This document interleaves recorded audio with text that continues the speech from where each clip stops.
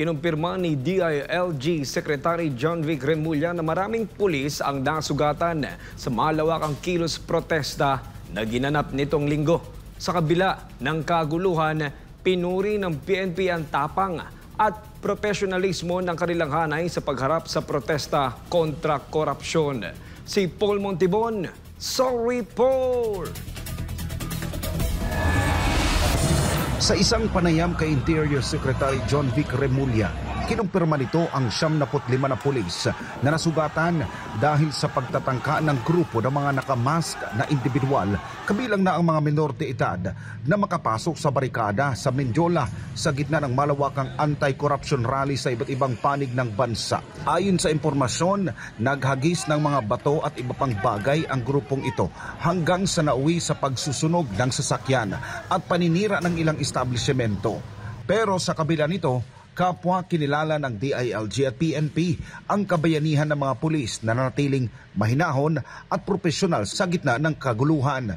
Sa isang pahayag, sinabi ni PNP Acting Chief Police Lieutenant General Jose Melencio Nartates Jr. na saludo siya sa tapang at dedikasyon ng mga pulis sa kabila ng mahirap na sitwasyon na kanilang hinarap. Giit ni Nartates, kapansin-pansin na hindi alintana ng mga pulis ang tensyon sa lugar at nanatili silang kalmado habang ipinatutupad ang batas at mandato sa pagbibigay proteksyon sa publiko. Kasabay nito, agad rin iniutos ng PNP ang pagpapaimbestiga sa insidente, partikular na sa mga nasa likod ng kaguluhang ito at pagsasampa ng kaukulang kaso sa mga ito.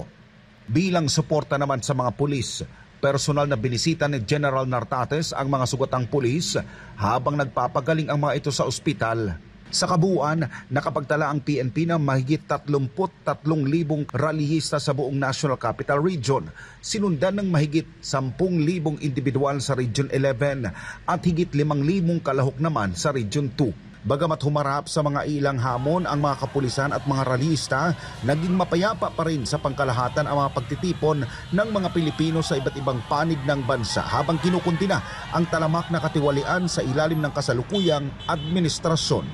Para sa Diyos at sa Pilipinas kung mahal, nag-uulat Paul Montibon, SMNI News.